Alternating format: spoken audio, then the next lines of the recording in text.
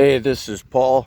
I'm at the Holy Cross Cemetery in Santa Cruz, California, and I'm here to talk about John Lindsay Frazier. He was a mass murderer he only killed 5 people, but hey, back in 1970, that was a lot.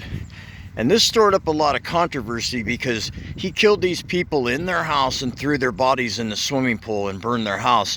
And this was during the Manson trials, and while the family was in the news and all this shit. So at first they tried to think it was maybe connected to that, because the promise that these family members were going to kill all these rich people, it turned out to be insignificant and bullshit. So let me show you. So what he did was he lived in a shack below the property of this family, the Othas.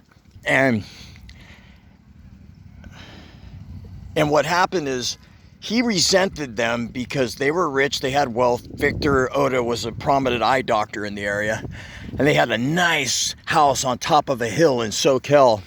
And he lived in a shack, and he resented them. John Lindsay Frazier, before I forget, because I didn't bring my notes again, he hung himself in 2009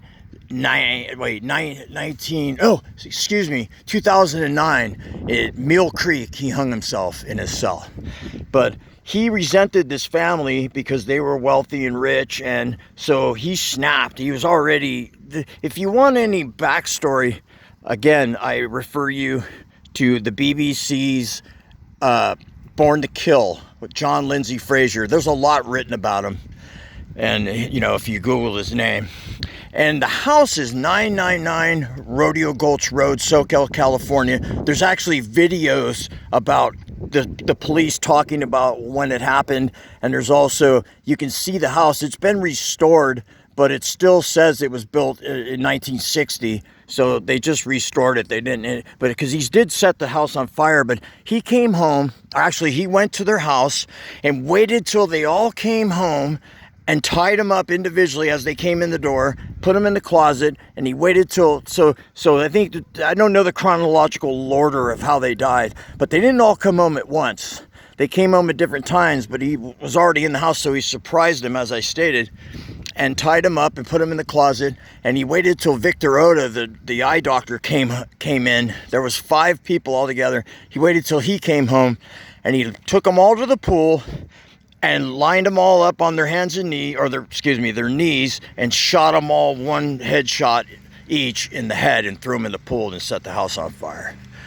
Yeah, so here's Tag. The only living relative is living out of state, so obviously no one's been here in a while, and there's grass covering the grave.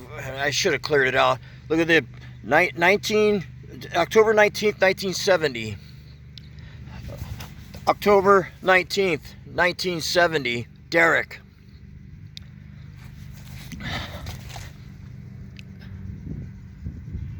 June 30th, that's the birthday. October 19th, 1970. October 19th, 1970, Victor. Tobiah? Yeah, so there was another one who was, for some reason, I think he had to get cremated because there was 5 victims altogether. 1970, October 19th. October 19th, 1970. October 19th, I know I already repeated this, but this is, they were all killed. And she couldn't handle the fact that her family was murdered, and years later she committed suicide. That's why her death date's different. So this is a short one. Thought I'd share this with you. I tried to do the house, but it's gated. There's video cameras, and it's on top of a hill. And I didn't want to trespass because there's no way you could just climb the gate and be up there, because someone would come out. And they have a security, it says armed security patrol, and they are all aware of what happened before. And I tried to get permission that's why it took so long to do this video. I asked permission from the property management, and denied. So I had to come to the graves and show you this, which is just as, John Lindsay Frazier was a piece of shit. When I do these true crime videos, by no way am I glorifying the killing. No, I'm actually giving respect to the dead. and the victims. Okay, Paul at the Holy Cross Cemetery on a beautiful day, checking out.